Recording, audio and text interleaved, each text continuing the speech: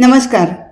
स्वामी अपूर्वानंद लिखित आणि प्राध्यापक प्र ग सहस्रबुद्धे यांनी अनुवादित केलेलं श्री शारदा देवी यांचं चरित्र आपण वाचत आहोत. आज आपण 13व्या प्रकरणातला पुढचा भाग वाचायला घेतो आहोत. उपदेश देण्याची माताजींची स्वतःची अशी एक निराळीच पद्धत होती. व्यक्तीतील फरक ओळखून इहकाल परकाल कल्याण अकल्याण या सर्वाचा विचार करून त्यानुसार अतीव हितकारी असा उपदेश त्या देत असत. कधीकधी त्यांचे उपदेश परस्पर विरोधी वाटत, परंतु ते विशिष्ट व्यक्तीकडे पाहून दिलेले असत आणि त्यांना तेच कल्याणप्रद ठरत. एका तरुण भक्ताने माताजींना विवाहासंबंधी प्रश्न विचारला. माताजींनी त्याच्या मनातील भाव ओळखला. त्या म्हणाल्या, संसारी माणसाचं जीवन किती कष्टाचं असतं. तुम्ही कमीत कमी निश्चिंतपणे झोप तरी घेऊ शकता. दुसऱ्या एका तरुण भक्ताने त्याच विषयावर प्रश्न केला असता माताजी त्याला म्हणाल्या, बाबा रे, त्यासंबंधी मी काही एक सांगत नाही. लग्नानंतर जर काही त्रास झाला तर म्हणशील, आई तुम्हीच तर मला लग्न करण्याचा सल्ला दिला होता. एकदा एक तरुण भक्त माताजींना म्हणाला, आई मी लग्न करणार नाही. माताजी हसून म्हणाल्या, अरे हे काय बोलणं, या जगात सगळे जोड्यानेच वावरतात. हेच पहा ना, आपल्याला डोळे 2 आहेत, कान 2 आहेत, हातपाय 2 आहेत, तसंच प्रकृती आणि पुरुष. त्यानंतर लवकरच त्या तरुणाने लग्न केलं. एकदा एक तरुण भक्त माताजींजवळ आला आणि म्हणाला, आई आजवर विवाहाशिवाय राहण्याचा मी प्रयत्न करत होतो. आता अधिक काळ अविवाहित राहता येणार नाही असं वाटू लागलं आहे इत्यादी. माताजींनी त्याला आशीर्वाद देत म्हटलं, मग त्यात भिण्यासारखं काय आहे. अरे ठाकूरांचे कितीतरी गृहस्थ भक्त होते. मुळीच भिवू नकोस, खुशाल लग्न कर. इतकं बोलूनच त्या थांबल्या नाहीत, तर त्यांनी लगेच त्याला अनेक शुभाशीर्वाद दिले. ज्यांची विवाह करण्याची इच्छा नसे अशा मुलींना देखील त्या विवाह न करण्याबद्दल उपदेश देत. एकदा एका भक्ताच्या मुलीने विवाहाला नकार दिला. माताजींना जेव्हा ही गोष्ट सांगण्यात आली तेव्हा त्या तिच्या आईला म्हणाल्या, जीवनभर दुसऱ्याची दासी बनून राहायचं, त्याच्या इच्छेनुसार चालायचं, यात काय कमी कष्ट आहेत. अविवाहित जीवनात अनेक अडचणी असूनही जिची विवाहाची इच्छा नसेल तिला मुद्दाम भोग जीवनासाठी तयार करणं माताजींना मुळीच पसंत नसे. अशावेळी त्या एक वचन म्हणून दाखवत, त्यागाशिवाय ज्ञान आणि भक्ती यांची प्राप्ती होत नाही. एतदर्थ त्यागी जीवन निश्चितच सर्वश्रेष्ठ होय. संन्याशांना आणि भक्त साधकांना त्यांच्या सामर्थ्यानुसार त्या भिन्न भिन्न साधनांचा उपदेश देत. कोणाला कठोर तपस्येचा मार्ग सांगत, कोणाला जप पुरस्चरण करायला सांगत, तर कोणाला केवळ स्मरण मननाचा उपदेश देत. कोणाला ध्यान मार्ग, कोणाला साधन भजन, कोणाला निष्काम कर्म, तर कोणाला केवळ भक्ती मार्ग असा व्यक्तिपरत्वे त्यांचा उपदेश असे. माताजी एक दिवस म्हणाल्या, सहनशीलता हा फार मोठा गुण आहे, त्याच्यापेक्षा श्रेष्ठ गुण नाही. श्री रामकृष्ण देवांचंही हेच सांगणं असे. ते म्हणत, श श स इतर उच्चारांचा एकच एक वर्ण आहे, फार तर 2 आहेत, पण स असा उच्चार असलेले 3 वर्ण आहेत. का बरं? याचा अर्थ आहे श श स, सहन कर सहन कर सहन कर.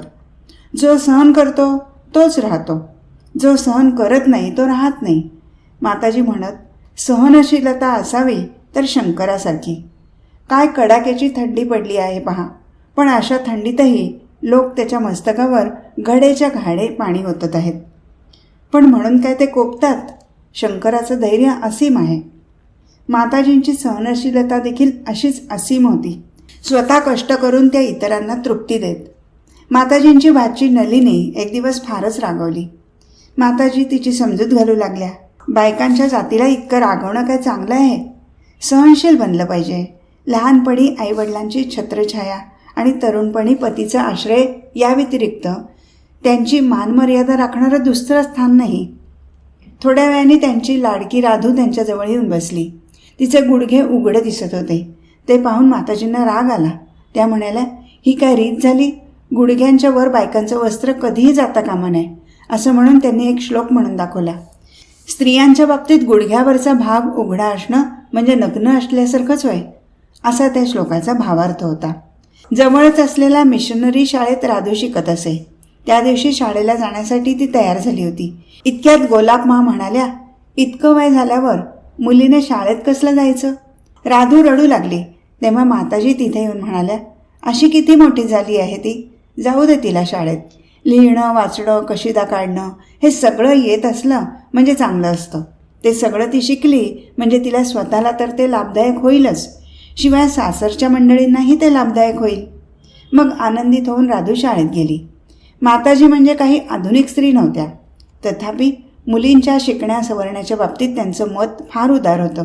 स्वतः त्यांनासुद्धा शिकण्याची प्रबल इच्छा असे. लहानपणी लग्न झाल्यानंतरसुद्धा ते आपल्या भावाबरोबर काही दिवस शाळेत जात असत.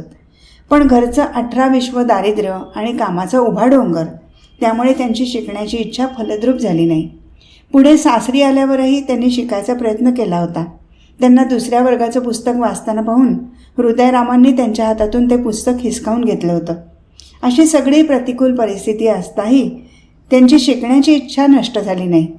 दक्षिणेश्वरी आल्यावर श्री रामकृष्णांच्या सान्निध्यात त्यांना पुष्कळ चांगलं वाचता येऊ लागलं. रामायण किंवा इतर पौराणिक धर्मग्रंथ त्या चांगल्या वाचत.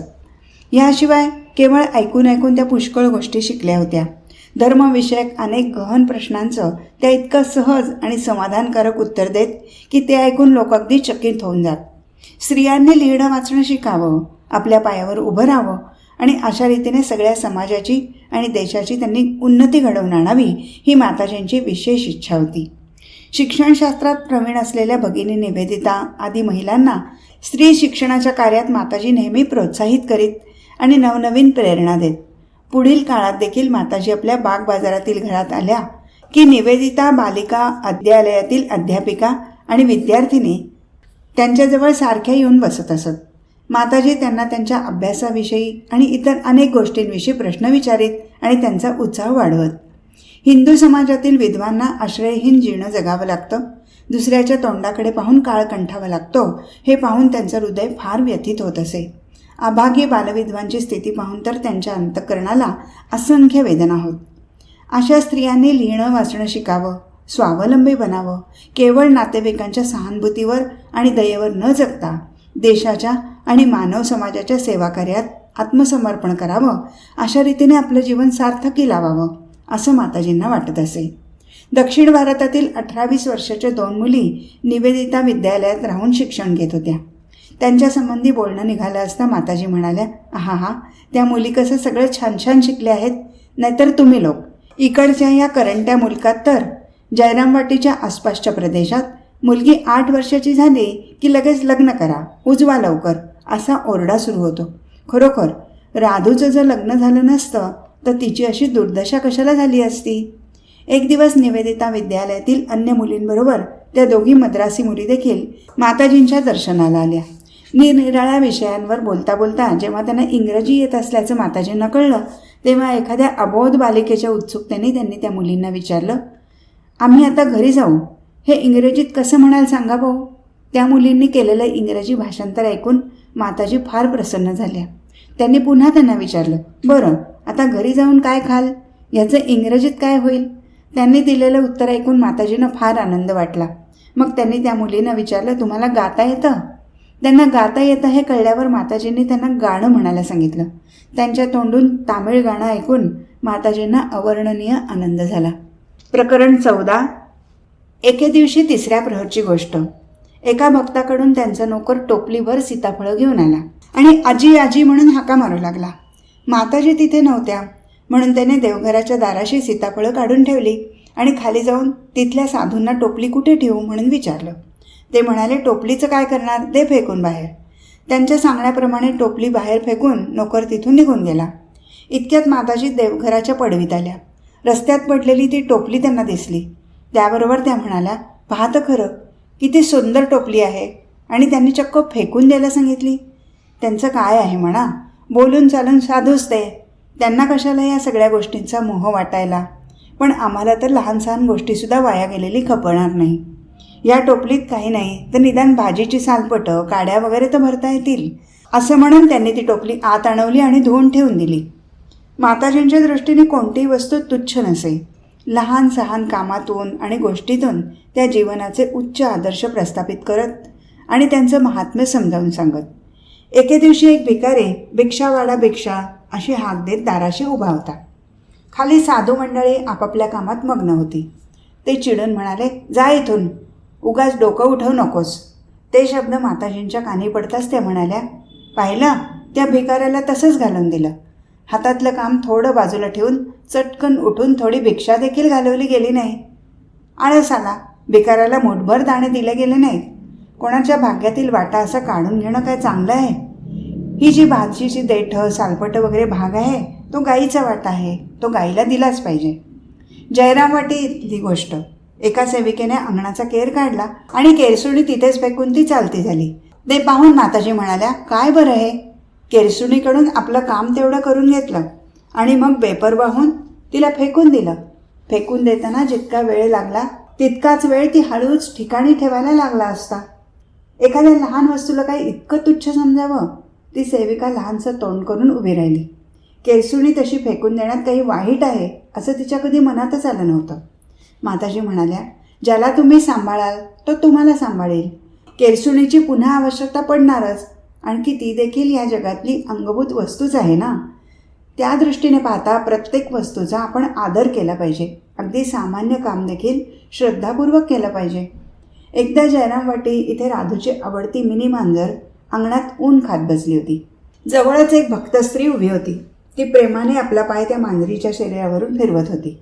मांजरीच्या डोक्याला तिचा पाय लागलेला पाहताच माताजी व्यथित झाल्या.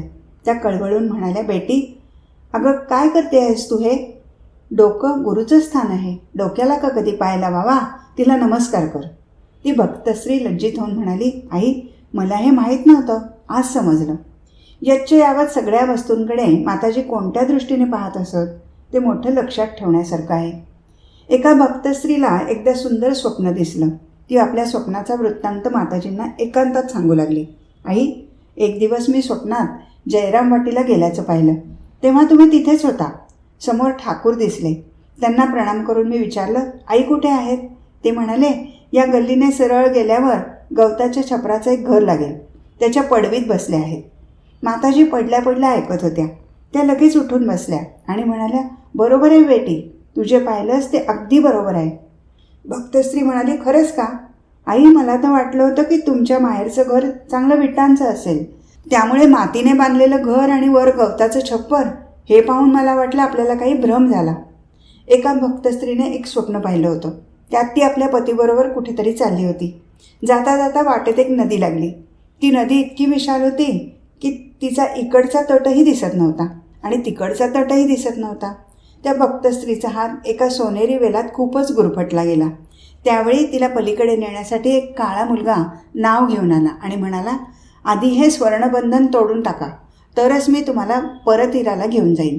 ती प्राणपणाने बंधमुक्त होण्याचा प्रयत्न करू लागली. त्याचवेळी तिचे पती कुठेतरी निघून गेले.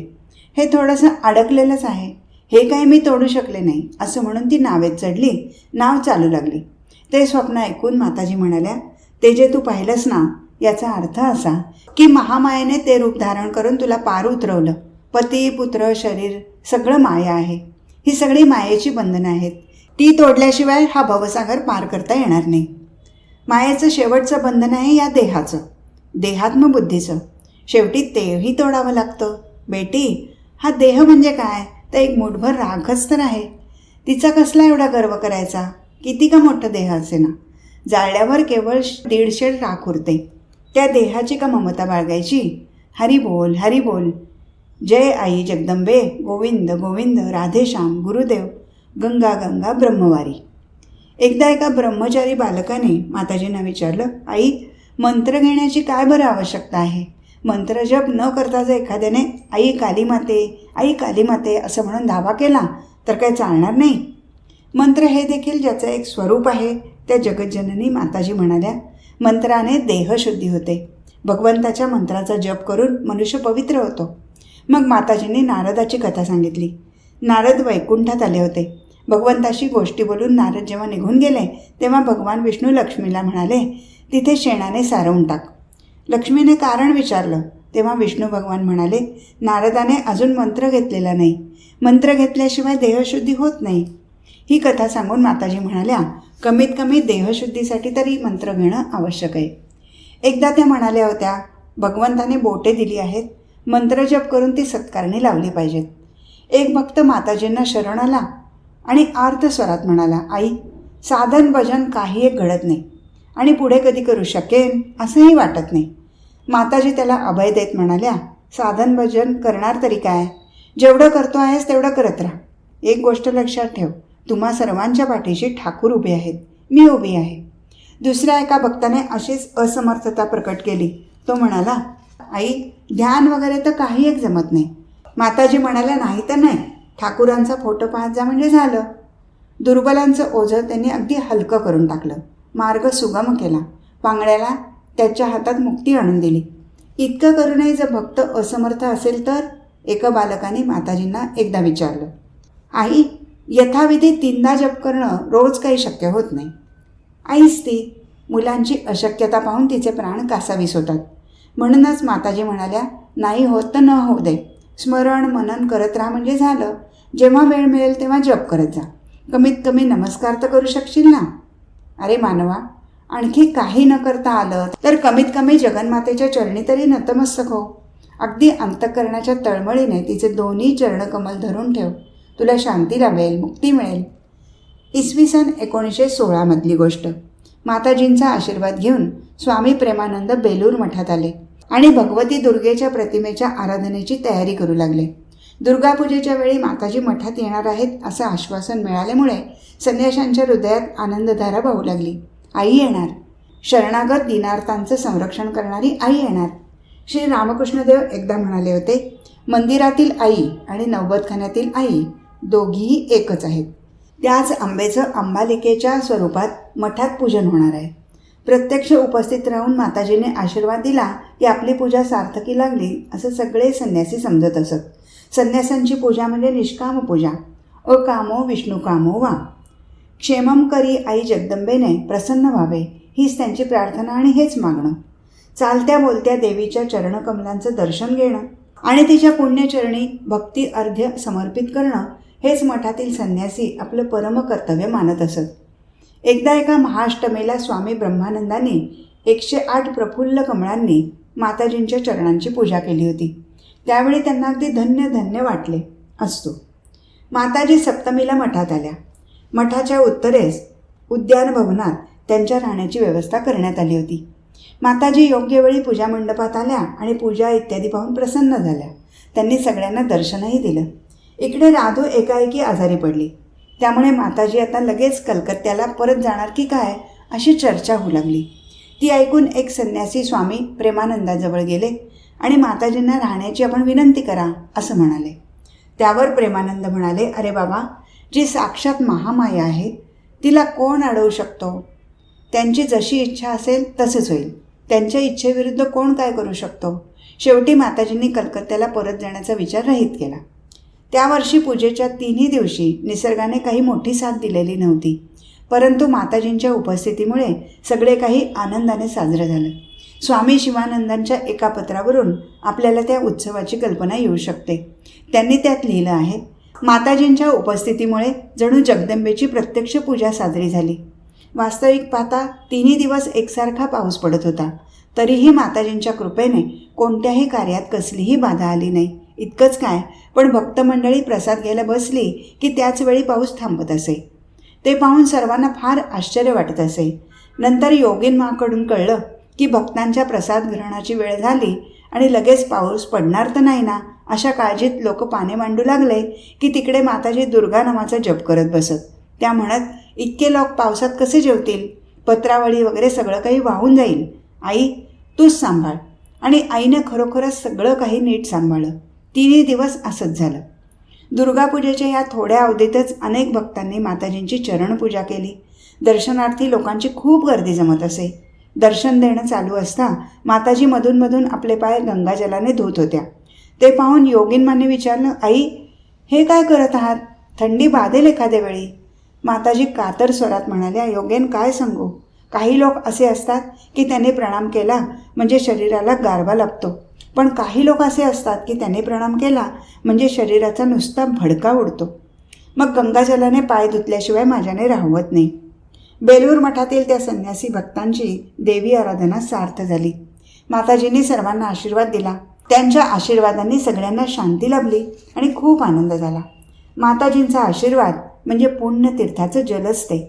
पूजा समाप्तीनंतर माताजी कलकत्त्याला परत आल्या. माताजी कलकत्त्याला असल्या म्हणजे रोज कोणाला ना कोणाला दीक्षा देण्याचा कार्यक्रम होत असे. भक्तांना 2 वेळा दर्शन द्यावं लागत असे. याशिवाय सगळा दिवस भक्त स्त्रियांचं येणं जाणं चालूच असे. स्त्रियांसाठी नेहमी दरवाजा उघडा असे. माताजी दुपारी थोडीशी विश्रांती घेत असत, पण त्यावेळीसुद्धा स्त्रिया त्यांच्याजवळ येऊन बसत. त्यामुळे त्यांना धड विश्रांतीसुद्धा मिळत नसे. इकडे त्यांची प्रकृती दिवसेंदिवस अधिक बिघडत होती. परंतु त्यांच्या शेवटच्या दिवसात त्यांचा मातृभाव आणि गुरुभाव आपल्या पूर्ण प्रकाशाने इतका तळपत होता की इतर सगळ्या गोष्टींचा विचार त्यात लोप पावला होता. आई म्हणून नस्तमस्तक होऊन माताजींजवळ उभं राहिलं की सगळं काही प्राप्त व्हायचं. ती वात्सल्यमूर्ती आई माती चिखलाने भरलेल्या आपल्या भक्त बालकांना आपल्या हाताने स्वच्छ करून प्रेमाने मांडीवर घेत असे. जीवांचं पाप करण्याचं जितकं सामर्थ्य आहे त्यापेक्षा भगवंताचं क्षमा करण्याचं सामर्थ्य कितीतरी अधिक आहे. म्हणूनच तर ते भगवंत आहेत. म्हणूनच तर ते करुणामय, दयामय म्हटले जातात. करुणा, क्षमा, दया यांचेच ते बनलेले असतात. एका चांगल्या घरंदाज स्त्रीने कोणाच्या तरी फशी पडून आपल्या कुळाची आबरू घालवली. आपली चूक उमगल्यावर पश्चाताप दग्ध होतची आश्रय आणि शांती प्राप्त करण्यासाठी ती माताजींच्या चरणाशी आली. देवघरात प्रवेश करायची सुद्धा तिला लाज वाटत होती. दाराजवळ उभी राहून ती रडू लागली. माताजींना आपल्या पापाची सगळी हकीकत सांगून ती म्हणाली, आई, आता माझं कसं होईल? या पवित्र मंदिरात तुमच्याजवळ येण्याची सुद्धा माझी योग्यता नाही. माताजी 2 पावलं पुढे आल्या आणि त्या स्त्रीला त्यांनी आपल्या बाहू तोडलं. मग अतिशय प्रेमाने त्या तिला म्हणाल्या, ये बेटा, आत ये. तू पाप केलंस हे तुला समजलं ना? तुला पश्चात्ताप होत आहे ना? ये, माझ्याजवळ ये. मी तुला मंत्र देईन. ठाकूरांच्या चरणी सगळं काही अर्पण कर. मग भीती कशाची? पतितांचा उद्धार करणाऱ्या त्या महन मंगल मातेने त्या स्त्रीच्या कानात तारक ब्रह्ममंत्र सांगितला. तिने स्वतःला चिखल मातीत बरबटून घेतलं होतं. माताजींनी तिला धुवून पुसून स्वच्छ केलं आणि आपल्या मांडीवर बसवलं. तिचं अंतःकरण त्यांनी आपल्या स्नेहाने भरून टाकलं. माताजी काही एक मागे पुढे न पाहता इतक्या धडाक्याने कशाबरे मुक्ती देत होत्या? त्यांच्या ठाई एवढं सामर्थ्य कुठून आलं? श्री रामकृष्ण म्हणत असत, ती माझी शक्ती आहे. आणि माताजी म्हणत असत, तेच माझं सर्वस्व आहे. म्हणूनच तर ठाकूरांवर माताजींचा एवढा अधिकार होता. आणि ते सगळे आपलेच नव्हते का? आपल्या बालकांना उचलून घेऊन त्यांना ठाकूरांच्या चरणावर घालत सगळ्यांना अगदी हात धरून परमधामी नेण्याबद्दल ठाकूरांनीही माताजींना वचन देऊन ठेवलं होतं. हे एक कठीण कोडच आहे. शिवशक्तीची लीलाच ती. म्हणूनच त्यांनी माताजींकडे मुंग्यांची फौजच्या फौज पाठवून दिली. मुलांच्या सगळ्या खस्ता आईलाच खाव्या लागतात. एका भक्ताला त्याच्या कुलगुरूने शाप दिला. भयभीत होऊन तो माताजींजवळ आला आणि त्याने सगळी हकीकत माताजींना सांगितली. माताजींनी त्याला अभय दिलं आणि सांगितलं, जो ठाकूरांना शरण येतो त्याचे ब्रह्मशाप देखील काही एक वाकडे करू शकत नाहीत. तू कशाचंही भय बाळगू नकोस. माताजी मुक्त कंठाने श्री रामकृष्णांचा महिमा वर्णन करू लागल्या. बेटा, ठाकूर म्हणत असत, मलय पर्वतावरील वारा लागताच ज्या वृक्षांमध्ये गाभा आणि सारभाग असतो ते वृक्ष चंदन होऊन जातात. मलय पर्वतावरील वारा आता व्हायला आहे. केळी आणि वेळू हे वृक्ष सोडले तर बाकी सगळेचे सगळे आता चंदन होतील. एकदा काय झालं, ठाकूरांच्या चरणी आश्रय घेतलेले, त्यांच्या नावावर सर्वस्व सोडून निघालेले असे एक संन्यासी शिष्य माताजींजवळ आपली निराशा प्रकट करू लागले.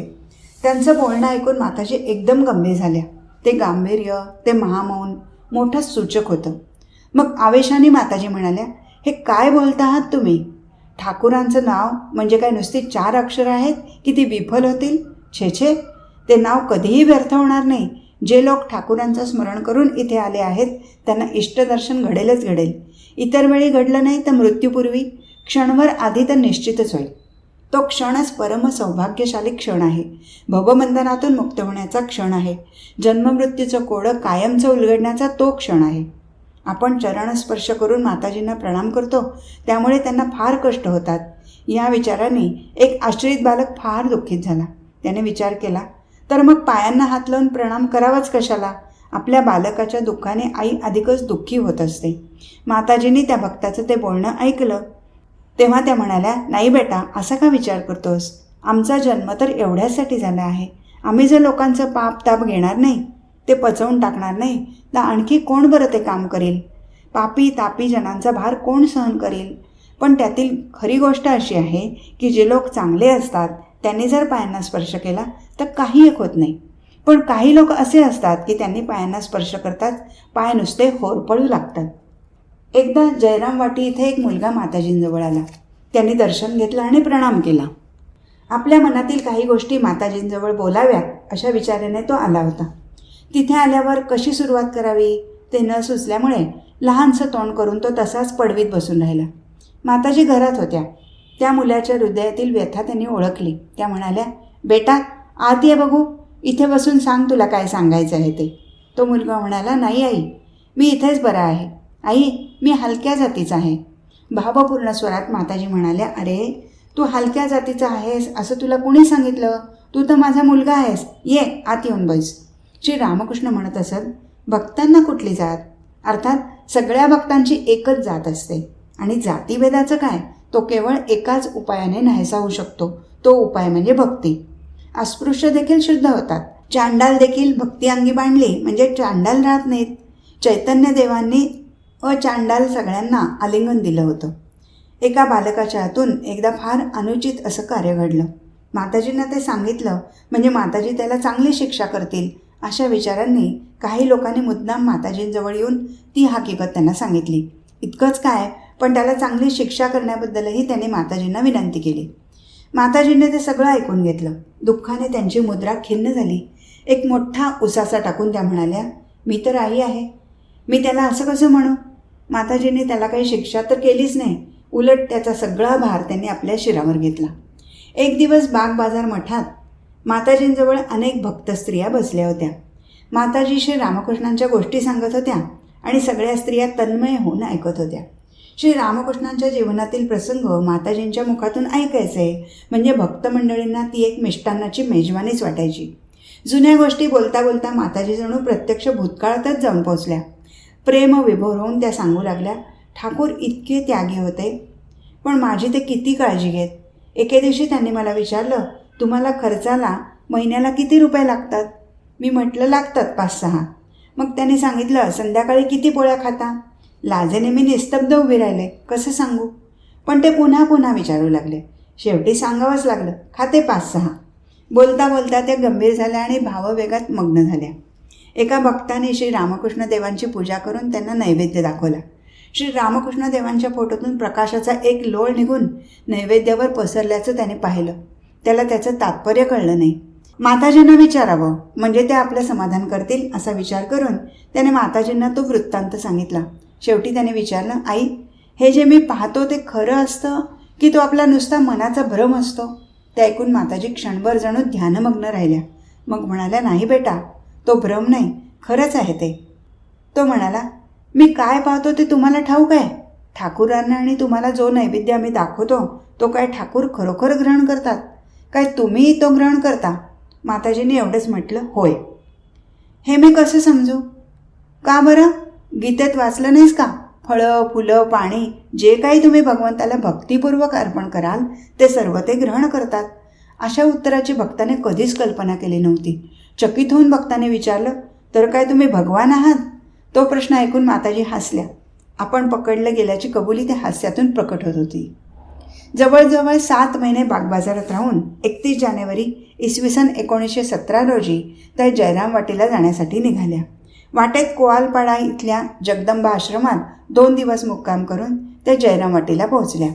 माताजी आपल्या नव्या घरात होत्या. भक्तांच्या राहण्याची आता तिथे चांगली सोय झाली होती. माताजींच्या हृदयातही कृपेला जणू पूर आला होता. तो प्रवाह कोणताही भेदभाव न बाळगता सर्वांना अमृतसागराकडे घेऊन चालला होता. जयराम वाटीला आल्यावर थोडेच महिने झाले असतील नसतील तोच माताजींना वारंवार ताप येऊ लागला. त्या फार अशक्त झाल्या.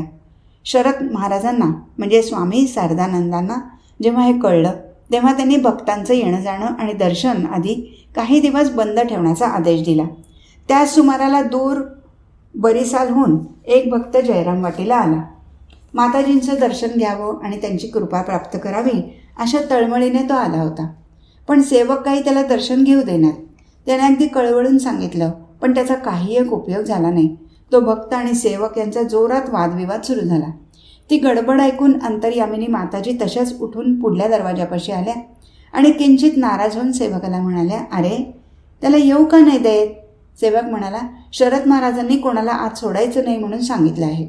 अशी तब्येत असताना जर तुम्ही दीक्षा देण्याचा कार्यक्रम केला तर तुमची तब्येत अधिकच बिघडेल. माताजी जरा आवाज चढवून म्हणाल्या, शरद काय सांगतो? ह्यासाठीच तर आमचे आगमन झालं आहे. मी देईन त्याला दीक्षा. मग भक्ताकडे वळून त्या म्हणाल्या, ये बेटा, आज तू खाणं पिणं कर, उद्या तुला दीक्षा देऊ. भक्ताला जे हवं होतं ते त्याला न मागता मिळालं. भगवंताजवळ काही एक मागावं लागत नाही. ते तर अंतर्यामीच असतात. त्यांना सगळं काही कळतं. आपली आंतरिक इच्छा ओळखून ते आपल्याला सर्व कामना पूर्ण करतात. माताजीने एकदा आपल्या भाचीला नलिनीला विचारलं, देवाजवळ काय मागावं माहीत आहे? नलिनी जरा ताठ्याने म्हणाली, आत्या, त्यात हो काय मोठंसं? ज्ञान, भक्ती, आनंद, शांती, सुखसंपत्ती हेच सगळं मागायचं. माताजी धीर गंभीर वाणीने म्हणाल्या, नाही, हे सगळं मुळीच नाही. देवाजवळ केवळ वासनाशून्य होण्याची प्रार्थना करावी. वासनाशून्य झालं म्हणजे निर्वाण प्राप्ती होते, मुक्ती मिळते. म्हणूनच तर माताजींनी तसा उपदेश दिला. आज इथेच थांबू. हरिओम तत्सत.